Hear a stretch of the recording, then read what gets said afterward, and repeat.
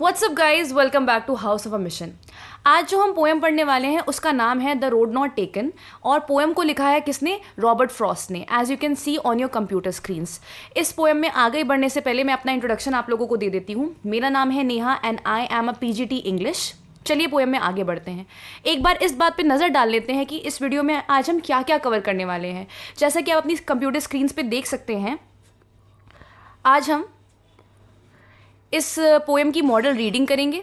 Model reading करने के बाद एक डिटेल्ड एनालिसिस करेंगे उसके लिटरल मीनिंग का, और लिटरल मीनिंग के बाद जानेंगे एक्चुअली में सिंबलिज्म के थ्रू, सिंबल्स के थ्रू पोएम कहना क्या चाहते हैं। लास्ट में हम ये कवर करने की कोशिश करेंगे कि इस पोएम में कौन कौन सी पोएटिक डिवाइसेस और राइमिंग स्कीम इस पोएम की क्या है। ठीक है, तो चलिए अपनी पोएम में आगे बढ़ते हैं। स्क्रीन पे आप देख सकते हैं, यहाँ पर है इंट्रोडक्शन किसका? रॉबर्ट फ्रॉस्ट का। गाइज मैं अगर आपको ये बात बताऊं तो रॉबर्ट फ्रॉस्ट एक मॉडर्निस्ट पोएट थे। मॉडर्निस्ट पोएट का मतलब ये होता है, इन पोएट्स की पोम्स में ज़्यादातर जो कॉन्सेंट्रेशन होता है वो इस बात पे फोकस होता है कि रोज़मर्रा की लाइफ किस तरह से दर्शाई जाए। दूसरा, गांव की ब्यूटी, वहाँ पर क्या क्या बातें हम कितना फ्रीली जी सकते थे, इस बात पे भी फोकस होता है। Last but not the least, इस बात पे भी फोकस किया जाता है कि हमारे इमोशंस कितना बड़ा रोल प्ले करते हैं हमारी लाइफ में। वो कॉम्प्लेक्स भी हो सकते हैं, वो सिंपल भी हो सकते हैं, और किस तरह से वो हमें इन्फ्लुएंस करते हैं अपनी लाइफ में आगे बढ़ने से। इन सारी बातों पर फोकस करके रॉबर्ट फ्रॉस्ट जैसे पोएट्स अपनी पोएम्स लिखा करते थे। आप इस इंट्रोडक्शन में भी देख सकते हैं, देखिए यहाँ पर लिखा हुआ है, first of all he was born in San Francisco. Okay, San Francisco कहाँ पर है? कैलिफोर्निया, अमेरिका में है। और वहाँ पर पैदा होने के बाद उन्होंने अपना बचपन अमेरिका में नहीं गुजारा था, उन्होंने अपना बचपन ब्रिटेन में गुजारा था। अब आप ब्रिटेन या फिर ब्रिटिश पोएट के बारे में अगर पढ़ेंगे तो आपको ये पता चलेगा कि उन सारे पोएट्स की लाइफ में ज़्यादातर कंट्री साइड का मतलब क्या होता है? विलेज लाइफ पे बहुत ज़्यादा फोकस किया जाता है। माउंटेन, सीनिक ब्यूटीज़, इन सारी बातों पे बहुत ज़्यादा फोकस किया जाता है। ठीक है, फिर इनकी पोएम में सबसे ज़्यादा जो मेन फोकस होता है वो किन बातों पे होता है? ह्यूमन एक्सपीरियंसेस पे होता है। ठीक है, ह्यूमन एक्सपीरियंसेस में भी क्या होता है, हम देखते हैं किस तरह से डिसीजन मेकिंग यानी किसी बात पे फैसला लेना एक बहुत ही कॉम्प्लेक्स एक्टिविटी हो सकती है। ठीक है, क्यों? क्योंकि कभी हम चाहते हैं कि हम ये भी काम कर लें और वो भी काम कर लें, बट दोनों काम तो एक साथ नहीं हो सकते ना। ये जो पोएम है आपको उसी डिसीजन को लेने में एक तरह से हेल्प करने वाली है और आपको रास्ता दिखाएगी कि किस तरह से हमें एक डिसीजन को लेना चाहिए अपनी लाइफ में। तो चलिए आगे बढ़ते हैं अपनी पोएम में। सबसे पहले द रोड नॉट टेकन का जो फर्स्ट स्टांजा है उसे रीड कर लेते हैं। And the stanza read like this: Two roads diverged in yellow wood, and sorry I could not travel both. Be one traveler, long I stood, and looked down one as far as I could to where it bent in the undergrowth. एक बार इसका literal meaning समझ लेते हैं। यहाँ वो बात करी जा रही है कि दो रोड्स थी, दो पाथ थे जो कि अलग अलग रास्तों में अलग अलग दिशाओं में जाके डाइवर्ज, अलग अलग दिशाओं में जाके मुड़ जाते हैं। और मुड़ने के बाद दोनों ही कहाँ पर जा रहे हैं? मुड़ने के बावजूद दोनों येलो वुड की तरफ जा रहे हैं। यहाँ पर जो वुड है, वुड का मतलब क्या होता है? फॉरेस्ट होता है। तो जो दोनों रास्ते हैं मुड़ने के बाद एक येलो कलर के फॉरेस्ट में चले जाते हैं। जो पोएट है वहाँ पर खड़े होकर सोचने लगते हैं और वो बहुत ही सैड फील करते हैं, क्योंकि वो सिर्फ एक ट्रैवलर है और एक ट्रैवलर दोनों के दोनों रास्तों पे नहीं ट्रैवल कर सकता। इसीलिए वो वहाँ पर लंबे समय तक खड़े रहते हैं और सोचते हैं कि मुझे कौन सा रास्ता चुनना चाहिए। और इस चीज़ का वो डिसीजन कैसे कर रहे हैं? इस चीज़ का वो डिसीजन इस बात को देख कर रहे हैं कि उनको थोड़ा उचक के देख रहे हैं कि उनको देखने को मिल जाए कि जो रास्ता है वो किस तरफ मुड़ रहा है फॉरेस्ट में जाके। ठीक है, तो ये था इसका लिटरल मीनिंग। आगे बढ़ते हैं। अब रियल बात क्या है? रियल बात ये है कि यहाँ पर जो रोड्स हैं, roads are the symbol for choices. वो ऑप्शंस जो हमारी लाइफ में हमारे पास आते हैं, जिनमें से हमेशा किसी एक ऑप्शन को चुनना होता है। तो रोड्स का मतलब यहाँ पर क्या है? Choices in life. दूसरा, येलो वुड। येलो वुड जैसा कि मैंने आपको बताया उसका मतलब होता है फॉरेस्ट। वुड का मतलब क्या होता है? फॉरेस्ट। ठीक है, बट इस पोएम में जो फॉरेस्ट है वो सिंबल है हमारे अनसर्टन फ्यूचर की तरफ। किसकी तरफ? अनसर्टन फ्यूचर की तरफ। ठीक है, अब अनसर्टन फ्यूचर क्या होता है? अनसर्टन का मतलब होता है जिसके बारे में आपको श्योर नहीं पता कि क्या होगा क्या नहीं होगा। ऑफ कोर्स ही बात है, हमें फ्यूचर के बारे में तो श्योरली पता नहीं होता है ना। तो इसी तरह से हमारी लाइफ में जो चॉइसेस आती हैं, हम उसके बीच में डिसीजन नहीं ले पाते हैं। क्यों नहीं ले पाते हैं? क्योंकि हमें ये नहीं पता होता किस डिसीजन को लेने के बाद हमारा फ्यूचर किस तरह का होगा। तो पोएट इस स्टांजा के थ्रू आपको ये पॉइंट आउट करना चाहते हैं कि ह्यूमन की लाइफ में हर पॉइंट पे अलग अलग डिसीजंस या फिर अलग अलग रास्ते चुनने का एक मुकाम आता है, ठीक है। वहाँ पर जो इंसान है वो दोनों के दोनों रास्तों को तो चुन नहीं सकता, क्योंकि एक कोई भी इंसान दो बोट पे एक साथ सवार नहीं हो सकता, ठीक है। और इस वजह से क्या होता है, वो बहुत सोचता है। किस बारे में सोच रहा होता है? कहीं मैं गलती से कोई बैड डिसीजन ना ले लूँ, ठीक है। और अगर मैंने बैड डिसीजन ले ही लिया तो उसका क्या कॉन्सिक्वेंस, उसका क्या रिजल्ट होगा, कहीं वो गलत तो ना हो जाए मेरे फ्यूचर में। ओके, मूविंग फॉरवर्ड, जो आपका नेक्स्ट जो स्टांजा है वो ये क्या कहते हैं? Then took the other just as fair, and having perhaps the better claim, because it was grassy and wanted wear, though as far that the passing there had warned them really about the same. इस paragraph में poet क्या कह रहे हैं? बोल रहा है, मैंने सबसे पहले एक रोड की तरफ देखा, ठीक है। वो क्या थी? बिल्कुल फेयर, मतलब बहुत अच्छी लग रही थी। और उसको देखने पर ऐसा लग रहा था कि शायद इसको ज़्यादा, मतलब ये ज़्यादा मुझे अपनी तरफ अट्रैक्ट कर रही है। क्यों अट्रैक्ट कर रही है? क्योंकि ये बहुत ज़्यादा ग्रासी थी, ठीक है। और ग्रासी थी इसका मतलब ये था अभी तक किसी ने इस पर चला नहीं है, ठीक है। बिकॉज जब भी हम किसी पाथ पे वॉक करते हैं तो वहाँ के ग्रासेस पे पैर रखते हैं तो ग्रासेस हट जाती है ना, ब्राउन ब्राउन मिट्टी ऊपर आ जाती है। तो वही पोएट कहते हैं कि ये जो रोड थी वो बहुत ग्रासी थी, जिसका मतलब इस पर कोई चला नहीं है। And it wanted wear. Wanted wear मतलब आपने साइंस में पढ़ा होगा, वियर एंड टीयर। किसी चीज़ पे बार बार काम करने की वजह से वो घसती है, फ्रिक्शन होता है और वो घिसती चली जाती है। उसी तरह से ये जो रोड थी वो खुद चाहती थी कि इस पर कोई चले और ये क्या हो जाए, पूरी की तरह से इस पर से घास हट जाए और दिखे कि इस पर चला गया है, ठीक है। फिर आगे क्या बोलते हैं? Though as for the passing there had warned them really about the same. अब यहाँ पर एक ट्विस्ट आता है। ट्विस्ट क्या आता है? पोएट अभी बोल रहे थे कि जो दूसरी वाली रोड है वो बहुत ग्रासी है, कम लोग चले हुए हैं, खुद चाहती है कि उस पर लोग चले। मतलब इसका मतलब ये है कि जो पहली वाली रोड है वो तो ग्रासी नहीं है, उस पर बहुत सारे लोग चले हुए हैं। बट यहाँ पर इन्हीं नीचे दो लाइनों में पोएट यहाँ पर क्या कह देते हैं, थोड़ा पैराडॉक्स हो जाता है। क्या कह देते हैं कि दोनों के दोनों रास्ते सेम से ही हैं, ठीक है। समझ में आया आपको? यहाँ पर पोएट अपनी बात से खुद ही पलट रहे हैं और बोल रहे हैं कि दोनों के दोनों रास्ते सेम ही हैं, ठीक। अब इसका रियल मतलब एक्चुअली में पोएट कहना क्या चाहते हैं? वो ये कहना चाहते हैं पहली रोड को बहुत ही केयरफुली देखने के बाद, उसके बारे में सोचने के बाद जो पोएट है वो दूसरी रोड के बारे में सोचते हैं, ठीक है। पहली रोड को थोड़ा साइड रखते हैं और दूसरी रोड के बारे में सोचते हैं। दूसरी रोड में भी किस चीज़ का सिंबल है? उनकी लाइफ में कुछ ऐसी चॉइस का सिंबल है जो उनने आज तक कभी नहीं ली। हमारी पर्सनालिटी होती है, हर एक बंदे की अपनी पर्सनालिटी होती है और पर्सनालिटी के हिसाब से हम कुछ सर्टेन डिफाइंड पाथ्स को ही चुनते हैं अपनी लाइफ में। कुछ एक अलग ही तरह का हमारा काम करने का तरीका होता है, ठीक है। कुछ अलग तरह से काम करना शायद किसी और की पर्सनालिटी के बाहर चले जाए। तो मे बी जो सेकेंड रोड है वो पोएट की पर्सनालिटी से बाहर जाती है। उन्होंने आज तक कभी वैसी चॉइस ली नहीं है, ठीक है। इसीलिए उनको वो रास्ता थोड़ा डिफरेंट लग रहा है, ठीक है। अब क्या है, जब हम आगे बढ़ते हैं तो पोएट इसी बात को घुमाते हुए, मतलब इस बात को थोड़ा सा पैराडॉक्स बना देते हैं, झुटला देते हैं। क्योंकि उनने पहले कहा था सेकंड वाली जो चॉइस है वो उनकी पर्सनालिटी के बाहर है, आज तक उन्होंने लिया नहीं है। बट यहाँ पर लास्ट की दो लाइन में वो क्या कहते हैं कि दोनों की दोनों चॉइसेस तो सेम ही लग रही हैं। तो मे बी पोएट ये कहना चाहते हैं इस लाइन के थ्रू कि मे बी लोगों ने दोनों के दोनों रास्तों पे चला होगा, ठीक है। बाकी सब लोगों ने दोनों के दोनों चॉइसेस कभी ना कभी अपनी लाइफ में ली होगी, बट फॉर हिमसेल्फ उन्होंने कभी अपनी लाइफ में सेकंड वाले रास्ते को कभी नहीं चुना है, इसलिए ये उनके लिए नया रास्ता है। ओके, जो ये नेक्स्ट आंसर है वो कहता है, and both that morning equally lay in leaves no step had trodden black.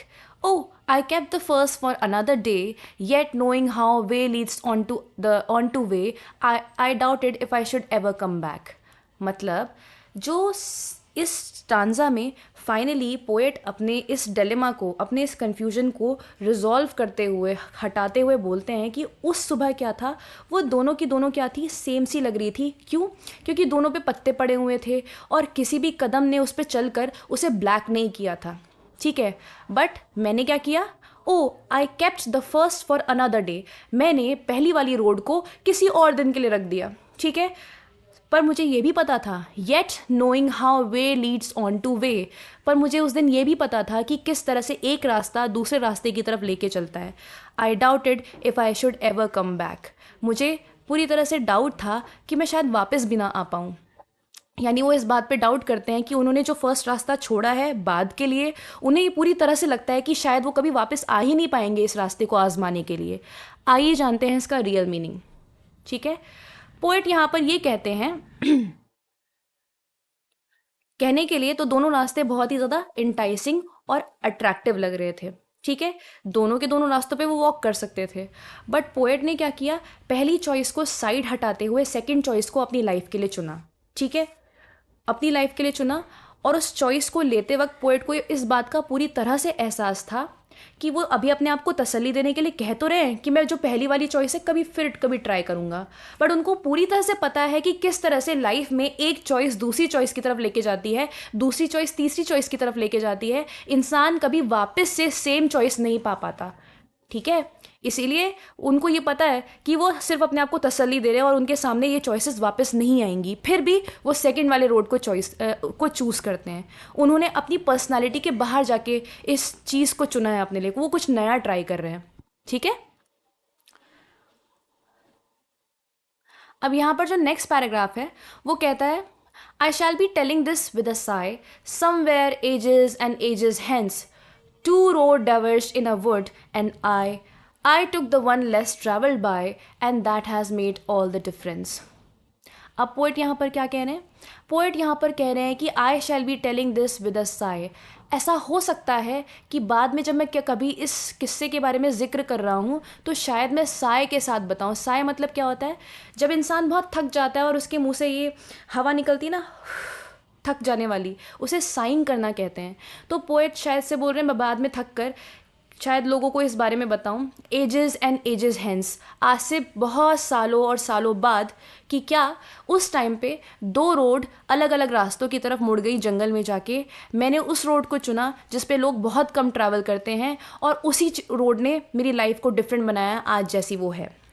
इसका रियल मतलब क्या है, इसका रियल मतलब ये है कि यहाँ पर एक बहुत ही डीपर मैसेज दिया जा रहा है। वो मैसेज क्या है, वो मैसेज ये है कि हमारी लाइफ और हम जैसे भी होते हैं वो सारे के सारे हमारे डिसीजंस पे बेस्ड होता है। हम हर कदम कोई ना कोई डिसीजन ले रहे होते हैं और वही चीज़ हमारी लाइफ को वैसा बनाते हैं जैसा कि वो आज है, ठीक है। तो पोएट ये कह रहे हैं कि मे बी उनकी लाइफ चेंज हो जाए, मे बी फॉर गुड और ऑफ द वर्स, शायद वो अच्छी भी हो सकती है चाहे वो ख़राब भी हो सकती है।